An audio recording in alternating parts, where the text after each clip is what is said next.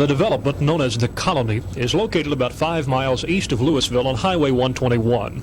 And the situation here is significant for a couple of reasons. There are now 1,000 homes in the development.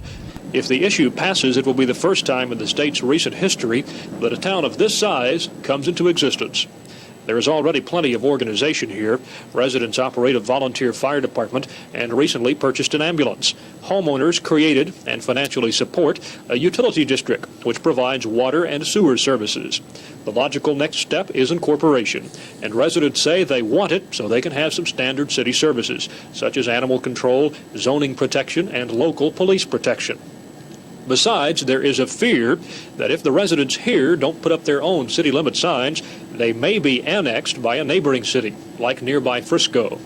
Although this is an unincorporated area at the moment, a town was once located on the same site. Bridges Settlement, later known as Stewartsville, existed here about 100 years ago. Now, another city appears ready to emerge. Backers of the incorporation proposition say they have plenty of support here, and if the vote goes as expected, the residents in this community will find themselves citizens of a brand new town. Doug Adams, the Texas News at the Colony.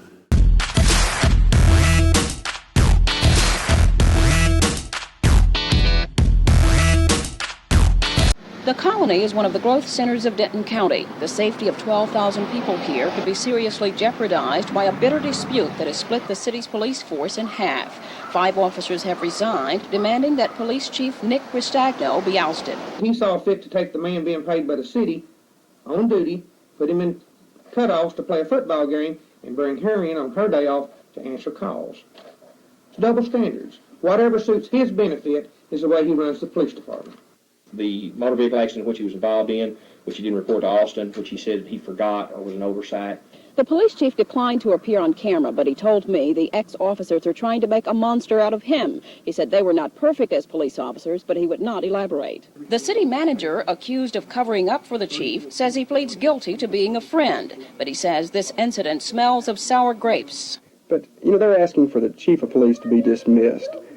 He has run a good department, and all the good things are not being brought out. And now, they're maximizing on some points that, if we had gone after them for their jobs the first time any of them made a mistake, we wouldn't have any officers working here. City officials are looking for replacements for the officers who resigned. But for citizens here, the question remains, who's fighting crime while the police are fighting each other?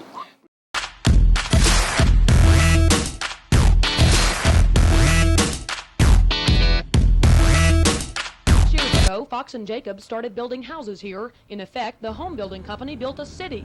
4 years ago, the Colony homeowners made it official, constructed their own city government. The two still depend on each other. The city council expected Fox and Jacobs' new housing starts would make government $170,000 richer this year. They overestimated, way overestimated. They brought in less than a third of that.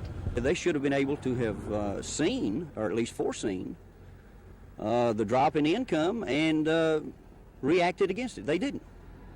Instead, they're writing a check on my pocketbook to pay for their mistakes. Davis is one of almost 200 homeowners who met tonight, made plans to fight the city council's proposed tax increase. The council wants to more than double taxes, send them from 19.5 cents for each $100 of property value to 46 cents. That's a 142% increase. We've got to get out there and do something about this. We can't let them run us forever.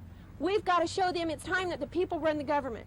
Homeowners accuse the council of soaking them, overspending and spending unwisely. They insist they have to stick to a budget. They're determined to make their city do the same. Monday night, they'll take the fight to a council budget hearing. They insist if council members won't listen to them, they'll run them out of office. They've already started registering voters, preparing for a recall election.